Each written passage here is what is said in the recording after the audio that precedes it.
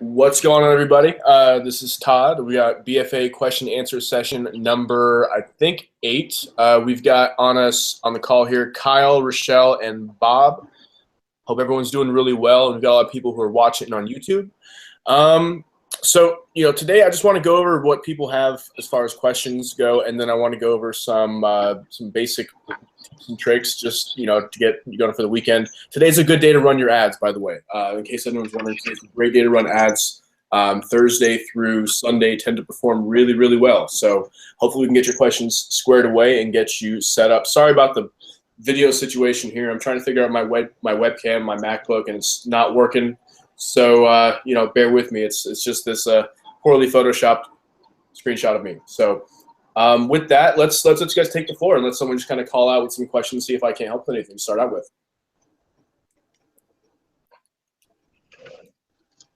Let everyone go at once. Come on now. Okay, well, can you hear me? What's up, Kyle? Hey, can you hear me okay? Yeah, perfect. So I put out a funnel yesterday, and I made a quad photo with the Canva and all that, and I think it looks pretty good. But I've reached 1,000 people, spent $16, and I haven't got any leads yet. Yeah, let's take a look at it. But with these things, I mean, when did you start running this thing? Yesterday? Yesterday, yeah. Give it like 4 or 5 days for it to really get in front of the right people, because it's a learning algorithm. You know what I mean? So sometimes it's not going to get in front of the right people right away. Okay. If after 3 or 4 days it's still not converting, then definitely there's something wrong. But I usually say give it 4 days before you kind of pull the plug on anything. Now, if I stop running it, if it's successful, if I stop it after a week and then I stop, and then let's say I run it again 2 weeks from now, will I have to readjust again? So you're saying, like, if you run it and then you pull it and you run it again? Yeah, like the exact same way, exact same ad, exact same audience. No, and when I say adjust, it's really just a matter of, how when you get like in front of 10,000 people, sometimes that first day you get in front of 1,000 of the wrong people, right? Because at the end of the day, you're looking at, not a huge conversion rate, something maybe like 7 to 10% is very good. So, that's why I'm saying, like, maybe you just got in front of the wrong people. As far as having to adjust, I mean, I would probably say that you would see the same results now as if you ran it a second time. You just want to make sure you switch it out every now and then. As far as the photo and the text, sometimes you want to switch it up because it'll become stale after some time. That's the only thing I'll really say as far as that goes. But no, it shouldn't take any real time to like calibrate anything like that. It's just a matter of getting from the right people at the right times too, because one cool thing, just to Kyle, not to kind of run away from, push away from your question, but just to kind of piggyback off of it, one thing to think about too is how and when you ask some of the guys in Tribe, like when you ask Mike Fisher for help, sometimes the first thing he usually asks is how's the weather, right, where you are, and the reason is because people, like, a whole lot of different things like reflect on how people will absorb your ad, right? So if you're releasing this thing and it's like really nice outside and everyone's at the beach where I'm at or at the lake or something like that, no one's going to see it, or the wrong people are going to see it, right? So sometimes it just takes a matter of a couple days. I like to, and this sounds kind of crazy, I really like to run ads in like this time of year, like January, because you get really bad weather. Everyone's inside looking at their phones. So you get a lot more engagement than, and I'm not like endorsing that statement. I could be dead wrong about that. That's not like a hard foreclosure statement. I just noticed that in January I do better than other times. But yeah, and Kyle, your other question on there was the budget, and I think Lindsay answered that pretty well. But I would say 25 a day is good. You can do less, and you can certainly do more. But I would probably, speak of the devil, I literally just said Lindsay, and Lindsay popped on the call right now. It's crazy.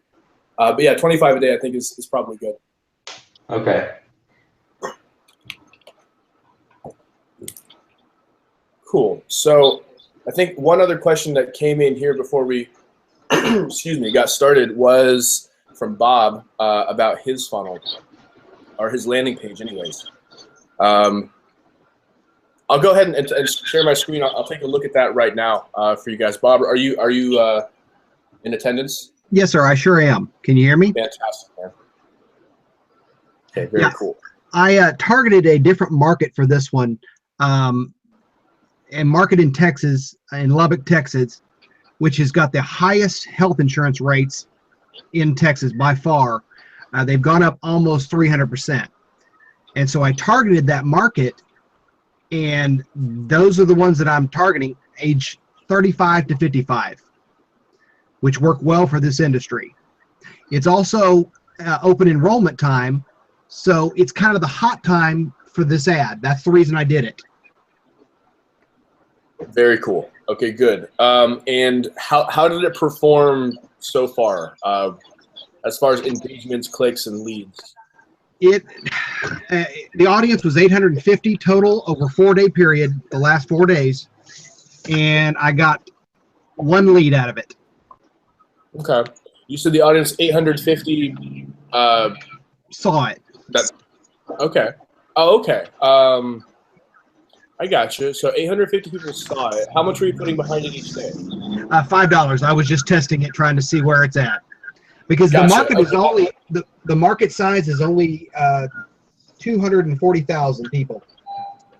That's good. That should be good. If it's targeted right, that should be no problem at all. Sorry about that. I'm not sure if that's from my machine or not. But so that's good. The fact 800 people saw it, maybe I would say ramp it up a little bit and see, because you're getting a lead out of it, so it does convert. There are people who like it. Before you do that, though, maybe we can take a look at. Quick question: have you taken a look at the page on mobile? Or have you been looking at it on desktop for the most part? I target, because my original numbers back when I first started with Break Free was that 94% of the people are looking through mobile. Mm-hmm. So I that's really what I've done, trying to do it that way. On this one, I haven't looked on it on mobile. I got busy. Now, no, I'm sorry. I did have somebody send it to me, and it's relatively small. On desktop, it looks perfect because it gets the market area where they're calling from or touching base. Sure. Right. So it's got the background map of where they are. Cool. So let's take a look at it right now. Hello. Open. I'm going to share my screen. I hope everyone can hear me okay. Can everyone hear me, see me? It's like a weird funnel looking thing. I can see you right? and hear you. Bad joke. Okay. Let me just hop over. So here's something cool. With lead pages, when you're previewing your page, here's something that sorry guys. When you go ahead and look at the page when it's full, it looks like the desktop version. But if it's responsive, you can shrink down your window to basically as thin as it'll go and about the dimensions of a phone. And you can see what I'm looking at here on my phone. Okay, so one of the things that I notice here is that I might square away this thing right here, because it seems like this jumps down a line. You see what I'm looking at here? Which one, sir? Am I sharing my screen, or am I seeing my? Well, okay, cool. I see a little bitty one. I see. Well, all right. Let me see if I can zoom in a little bit here. But basically, the email and the phone number, the opt-in, are on two separate lines. So I might just get that squared away, because that might turn some people off when they get here. Just with the look, the structure. The video is good. I think these kind of videos are informative, and the geo-targeting thing I think is good.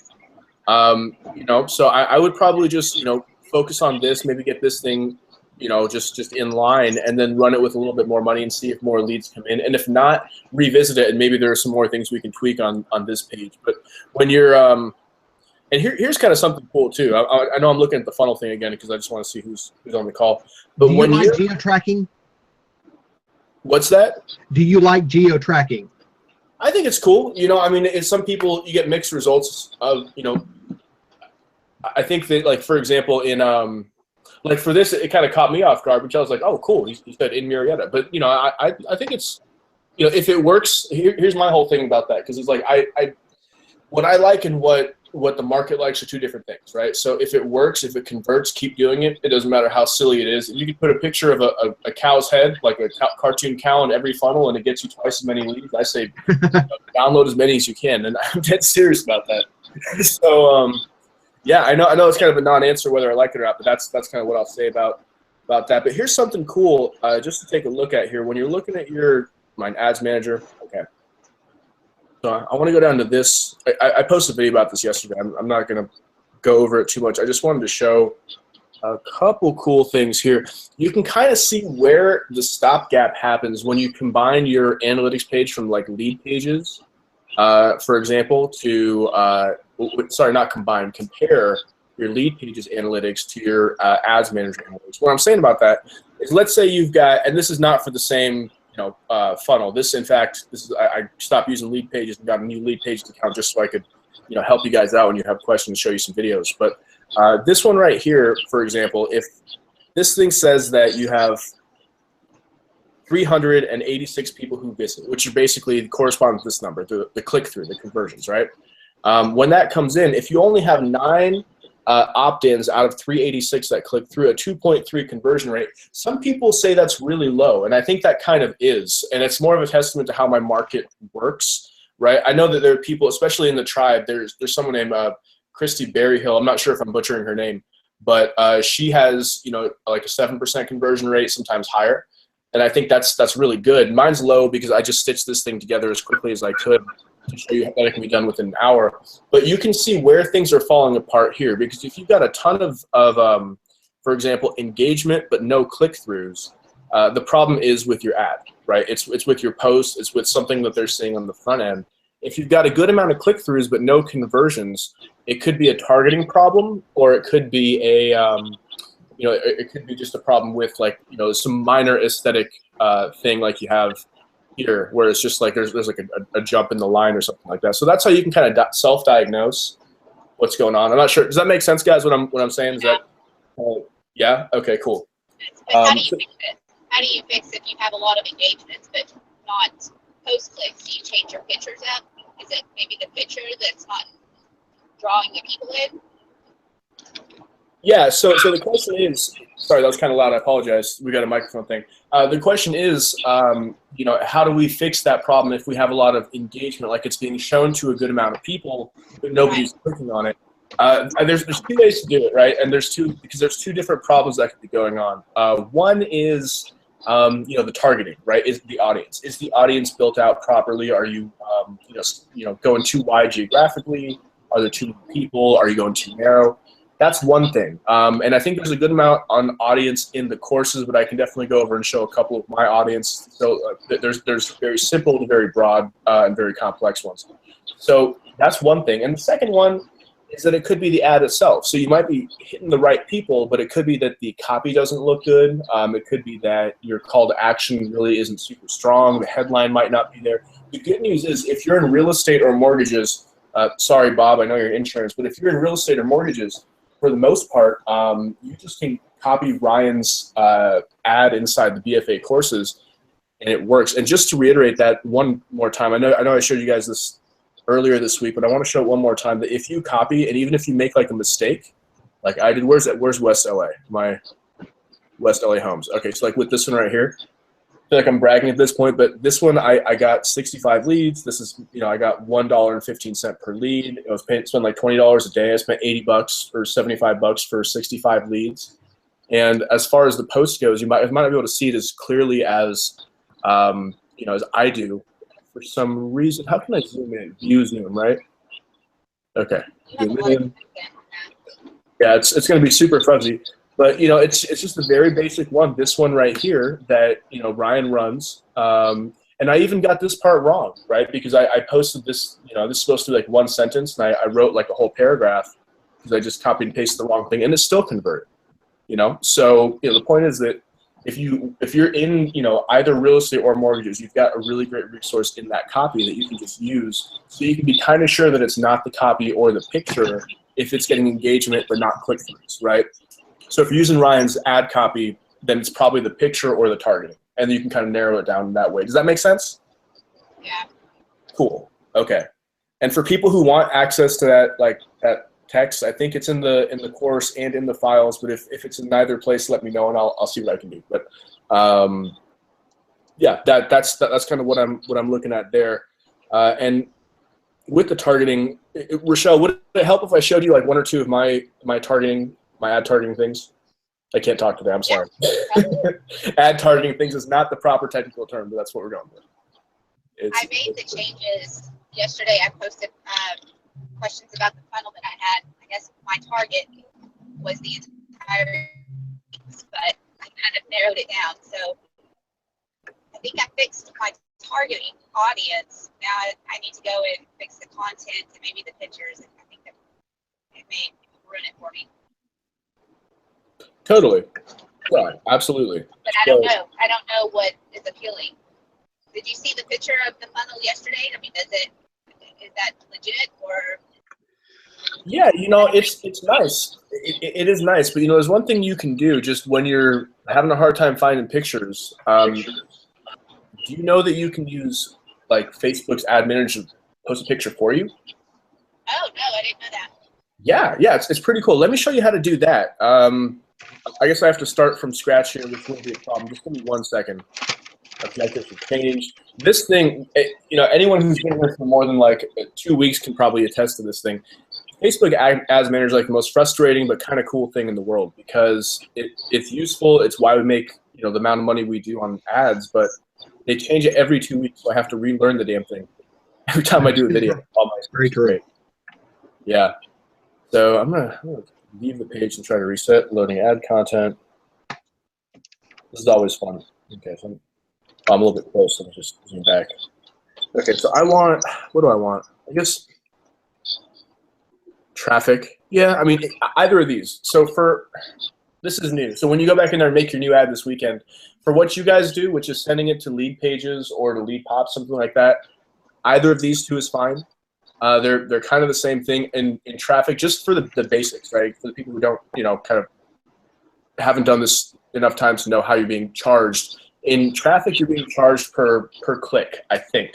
So as people click on your offer and they go to your page, you're being charged each time that happens. For engagement, you're being charged each time someone sees your post. Obviously, this cost is much less than traffic, because it's not as valuable. But I can tell you that a lot of times when you ask in the group and Ryan responds, what he does is usually engagement. I do traffic sometimes because I don't have as big of an audience network. I'm not retargeting as much as he is. So traffic is kind of what I do there. So we'll go with Amazon freak. hang on 1 second, guys. You're an Amazon freak. Oh, I know. I have issues. Oh my God, sorry. I just got an email. I just walked in too because I had to run out and drop off a key to somebody. Sorry, Eric, I just muted you. It's nothing personal, I promise. Okay, so where was I? Oh yeah, so you just go through this whole thing. I mean, basically when you actually do build your ad out, when you're here to this page, everyone recognize this page, the format page, when you're actually in the ad? Yes. Yes, awesome. So if you're here, you can either browse your library, upload an image, or you can just go to free stock images. And you just type in what you're looking for, and you can be as like vague and inarticulate as possible. You can be like, home nice or something, and they'll show you a picture of nice homes. Like, I'm not even kidding. It's beautiful. So when you do these things, and they're all optimized, right? If you look at the sizes, you don't have to worry about the sizing being right, the resin being right. And because they have this membership with Shutterstock, you don't have to worry about getting sued. Right, so if someone sees like you're running an ad with their home or their listing photo on there, sometimes they'll get mad. That happened to me a couple times because I didn't know about this way back. So yeah, use this because this is cool. Okay, so an ads manager. Yeah, so you're an ads manager, and you go through the campaign, you do the whole targeting thing. Once you get to where you're actually building the ad down here at the bottom section, you can choose single image is what I usually do up at the top. And then under images, which is the second tab, you just go to free stock images, and then it pops right up and you can search. Pretty cool, right? Yeah. Awesome. So we got some new people here, and I apologize for the video situation. There's no me. It's just this picture here because we're having some technical difficulties. Any of the new folks here have any questions? So I don't want to unmute Erica because I was rude of me. Hold on. All right, Erica. Okay, I think I can. Perfect. So does anyone have any questions about any of the stuff I went over or stuff that they're encountering right now that's kind of confusing or general questions? Type them in, say them, anything you want.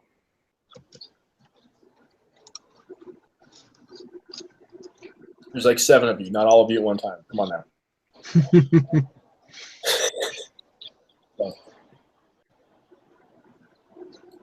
Okay. So, okay. So I think is Bobby on the call here? No. Okay, because he had a question. He asked in when you're doing these things in Aweber. So when you're where am I? Okay, Aweber.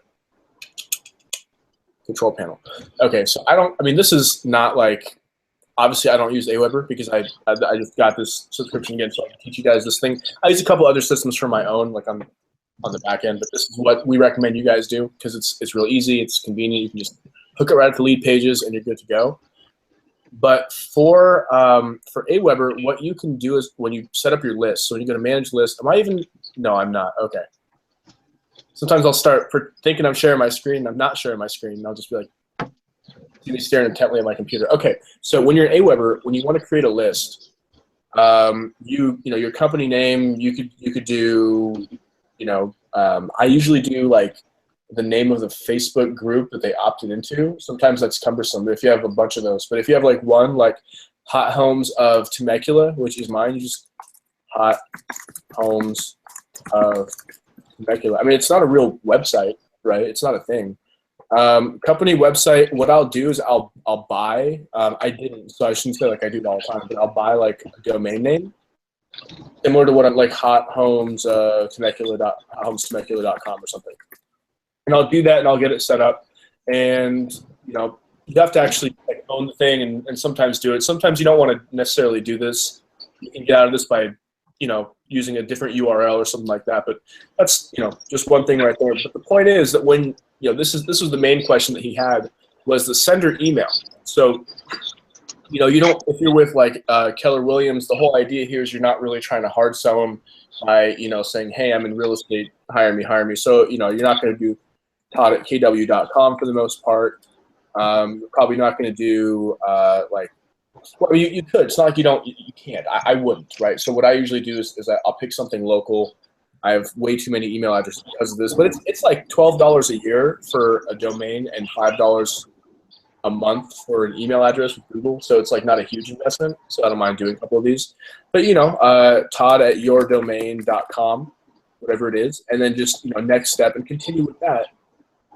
Sometimes people I've heard of people going like Todd with Hot Homes Temecula, but sometimes if it's like a long title, that's not really recommended because that doesn't look good either. You just got to go by by taste with this one. You want to have a domain for a couple reasons, right? You want to have like with Bob's funnel here, he has ObamacareRescue.com. Right, he doesn't have ObamacareRescue.leadpages.com, right? And there's I think a very good reason why he did that. You want to be as official looking as possible because they are asking for official information at the end of the day. If you're real estate, mortgage, insurance, these are licensed activities. You're not like talking about a menu. You're talking about something serious. So you want to come off as kind of serious with it. So you would buy like HotHomesTemecula.com, the address, forward that to your lead page, this Hot Homes Temecula, and then just go ahead and, whoops, I'm not sure what I did there, and then just fill this out accordingly. Does that kind of make sense what I'm saying there? That wasn't a question anyone had here. That was one of the write-ins, but I just wanted to touch on that before we jumped off, like why it's a good idea to do that, how to do that kind of a thing. Does anyone not know how to buy a domain name? Okay, no one. Everyone here knows how to buy a domain name and stuff like that, integrate it.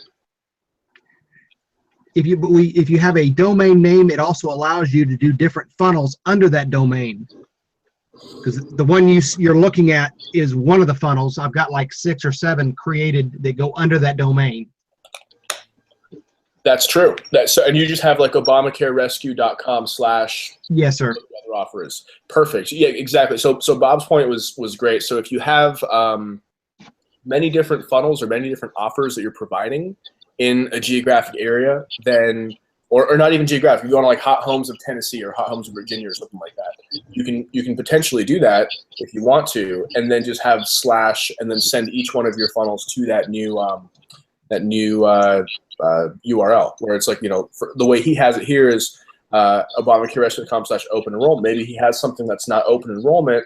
Maybe it's something that it's like, oh, you can't see what I'm Talking about it again. Okay, screen share. Again, this is super basic stuff sometimes. So if you feel like this is like way, below your level, there's a good chance it is. But we want to, capture everyone from the people who've like never even touched these programs, the people who are running these funnels in their sleep, which is funny because we're all running the funnels in our sleep once we actually press the activate button. But yeah, so his is like, open enrollment is his, but you can do many different ones right here. You can also like a fave icon, things like that, favicon, how do you say that? But yeah, there's a lot of things you can do with that. So I recommend it. It's one of those things, everyone's like, I got to spend more money. I got to spend more money in these things. The reality is, as long as it's not an egregious investment, like, several $1000s a month or something like that, and that's, unattainable for you at that point, then these little nickel and dime things where you have to like sign up for a software license to make it work. And my whole thing is like, we're not in marketing to save money, right? That's pretty much unanimous. Like, we're not here to, okay, we're save money by marketing. The idea is that we want to have the most efficient system that actually gets the job done, gets leads to us. So, if you as a consumer would respond better to, let's say, hothomes.com as opposed to hothomes.leadpages.com, so will your clients. Just think about it like that. Try to sell to yourself, and even like a less educated version of yourself, because there's no, we're like, I always say this for a good reason, we're all like the 1% here. Like, there's not a whole lot of people who know our lines of work better than we do.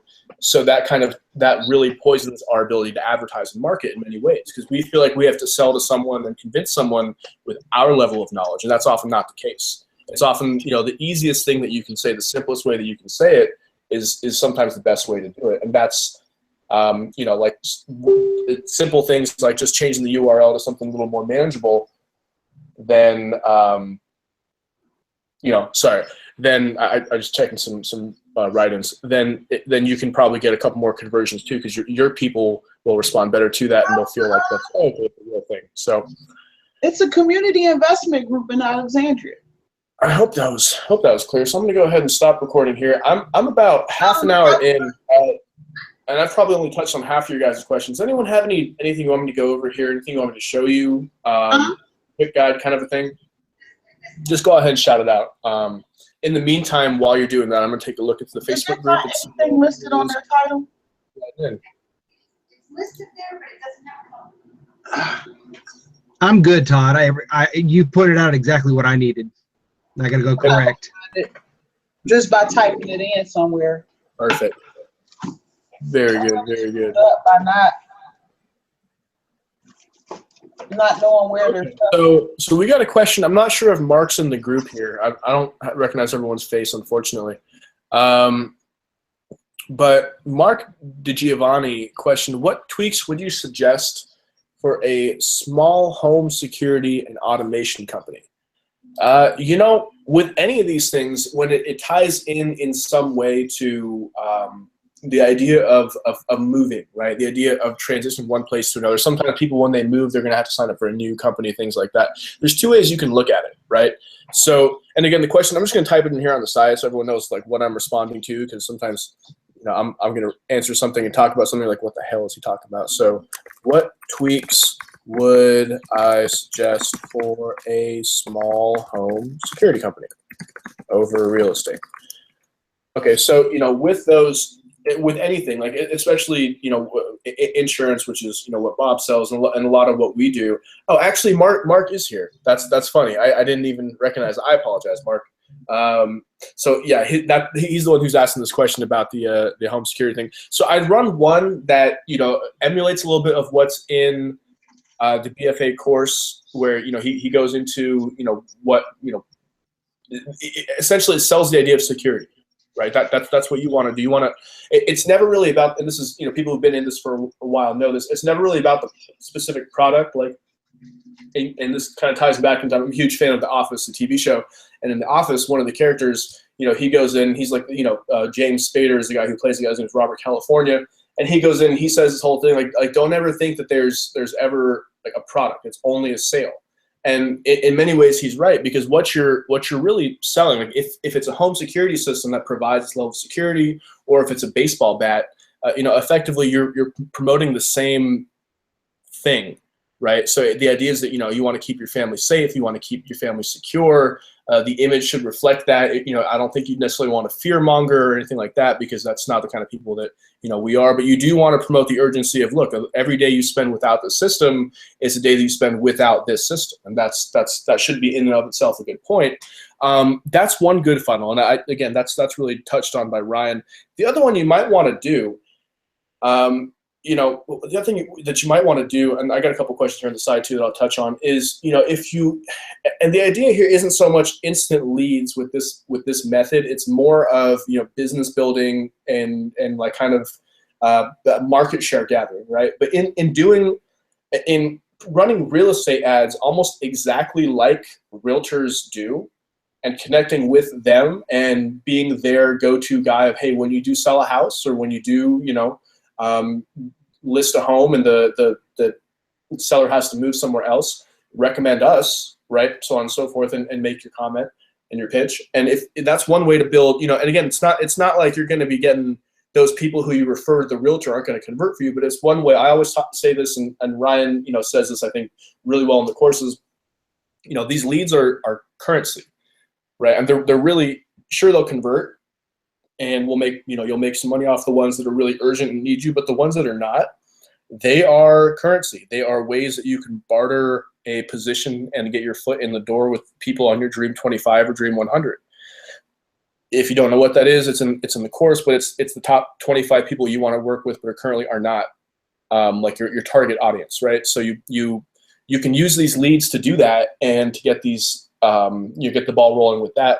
But for the most part, I would just say, you know, I don't want to overcomplicate it, but there's two options. One is run a funnel for people who need home security, targeted appropriately and things like that, and I think you'll get some leads. And the other one is to try to build a business relationship, or several, with the leads too, for, you know, one for short term, one for long term. So that's kind of what I would. I'm not sure if that helped, but that's just kind of how I see it and what I would do. So the other question is, oh, he's looking to network with real estate. Oh, perfect. Yeah. So you're in the right place. A lot of great people here. So in Philly. So yeah, good. So Lindsay Sills has a question here about daily ad spend. Yeah. So with that, I vary mine a little bit. If you get your, I usually, you know, can screen share and show my phone a little bit with the camera. But if you get the app on Facebook, the Facebook ads app on your phone, you can change your ad spend on the go. So the reason I'm saying that is I run different ad spends at different times of the week, and sometimes on different holidays. So for example, I will lower my ad spend, or rather raise it from 25 to 50 from Thursday, Friday, Saturday, and Sunday. I'll bring it back down on Monday usually. I will, on, you know, at times where I know people will be home, like I was saying before, rainy days, I'll boost. Really sunny days where it's like, you know, for the most part people are together, or during the holidays, specifically on the holidays, where people are like engaging and not really on Facebook too much, or not in a position to opt in, because you got to think opting in isn't like instantaneous, it's like a multi-step process. So for that, you know, I'll lower it.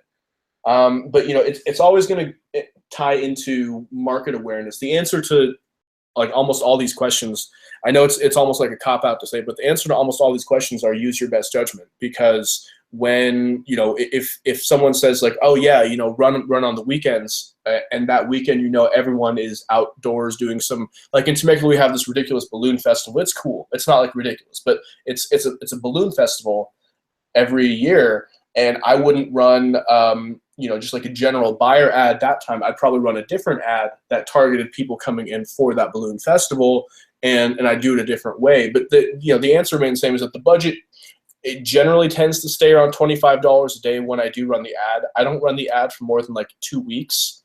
Yeah, no, I mean, and that's even stretching it, because if you look back to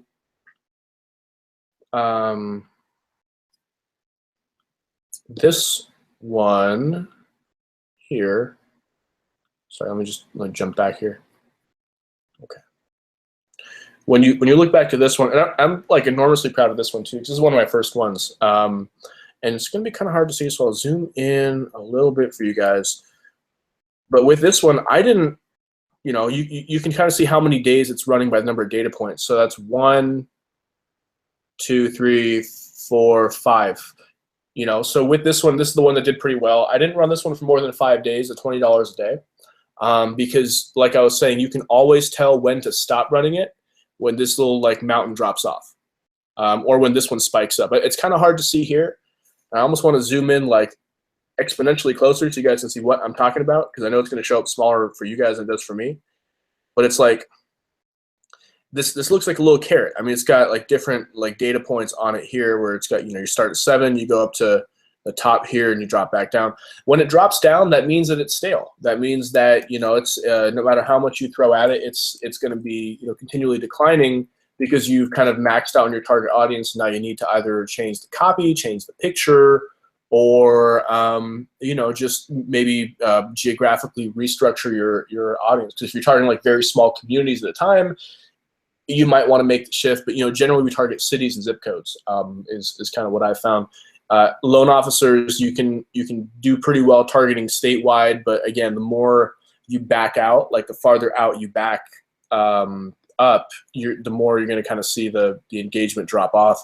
But again, sometimes a difference in like 2% versus like 3%, sometimes people don't really care. That doesn't really faze me too much. It's like, well, if I can get people in different parts of the state, I can, get different realtors, and that's kind of where my head is at with those.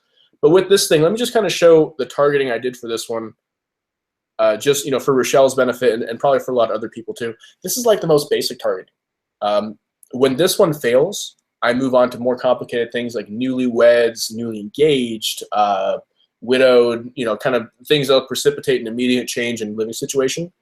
But for the most part, run likely to move, home ownership, and first-time home buyers, and just exclude brokers, agents, paralegals, all kinds of paralegals, and run it, and then kind of see what happens. But that's an easy way. But if you have this targeting and you have a decent amount of flow, the short answer to Lindsay's question was I would say about $25 a day, and ramp it up once it gets when you see more people are going to be home to see the ad and maybe engage with it. So did I answer the question? Was that clear? I'm not sure if that all good. Yeah. Yeah, Kyle. Yeah. Cool, man. What's up? A while back when we had a conversation, you said that putting things like likely to move and first-time home buyer and stuff like that is going to, I think you said like cost more or something like that, because everybody is trying to market to this person. Mm-hmm. I think you said instead do things like that would facilitate that happening, a move happening. Right. So I'm just wondering it sounds different from what I heard last time. So what do you think? Yeah. So let me just, I'm going to share my screen one more time here. Let me just kind of clarify that point. Start here, right? Start as broad as you can with home buyers, because you want as many as you can get, right? Even if the leads aren't really, the highest quality, are going to convert. A number is a number, and maybe you can hand it off. But if this doesn't work, where there was kind of a big time where this wasn't working, and if I try to run this now, maybe it's going to be a different situation for the same area. That's why it's touch and go, and why I always say like use your best judgment. If this doesn't work, get a little bit more targeted. Go a little bit in. I would say add them one at a time. Add in the newly engaged. Add in newlywed. You can't really target based on. I think. I could be wrong about this. I don't want to speak out of turn, but you can't really target based on like getting promotion or like getting transferred for work. I don't think. But widowers is another one that you can target and does tend to convert. Things again that would it's a little bit dark, and it's like why are you talking about that? But things that would cause someone to move generally are good proxies for this. If this one's maxed out, because sometimes you'll run this. And let me show you one where I didn't get it for $1.15, like not even close. You'll run this and you'll get leads, but you will be spending, where's my Temecula? I'm trying to see on the side here. Okay, you will be spending, not always. This is like very, very bad because the reach was horrible. But for this one, I ran the same thing and I was spending like 11, right? 11.65. So for this one, I had to revamp and I had to restructure.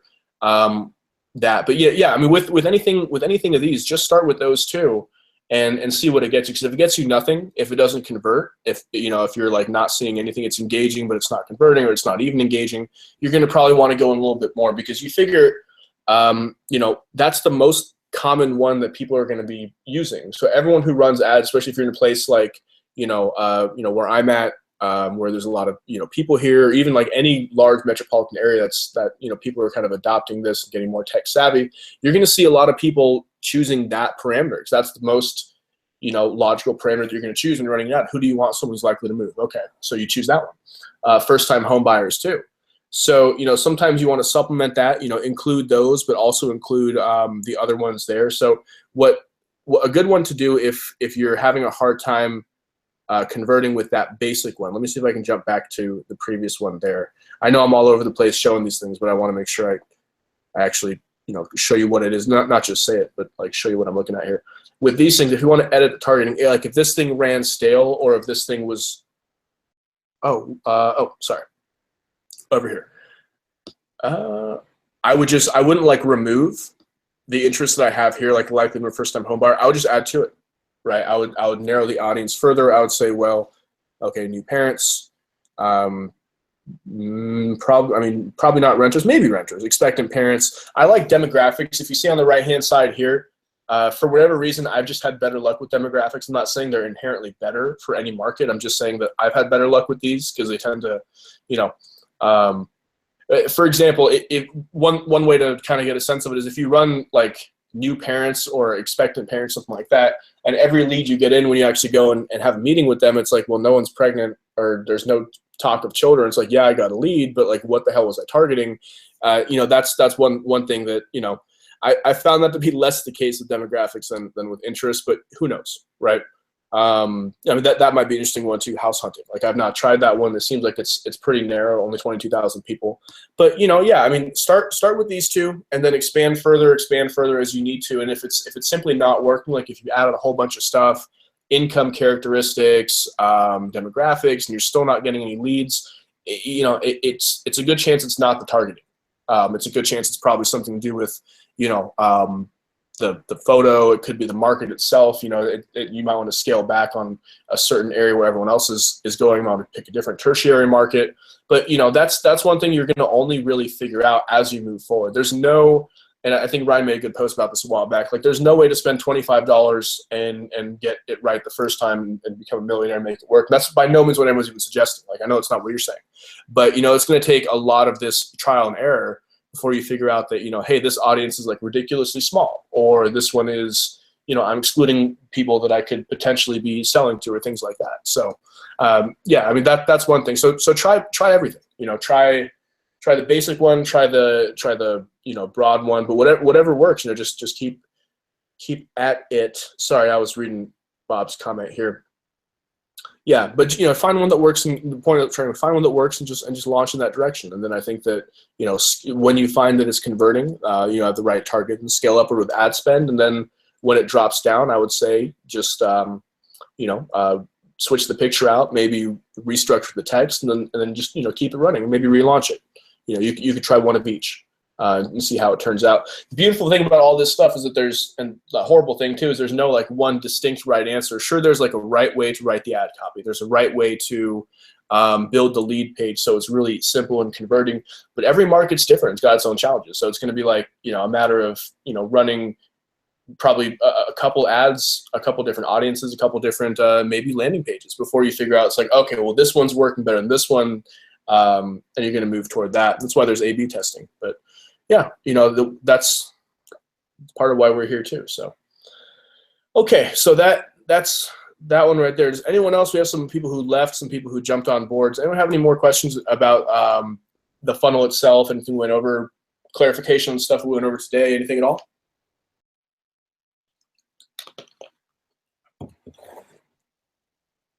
Okay, well, I'm going to go ahead and take a look at the groups and see if anyone is asking questions, and if not, then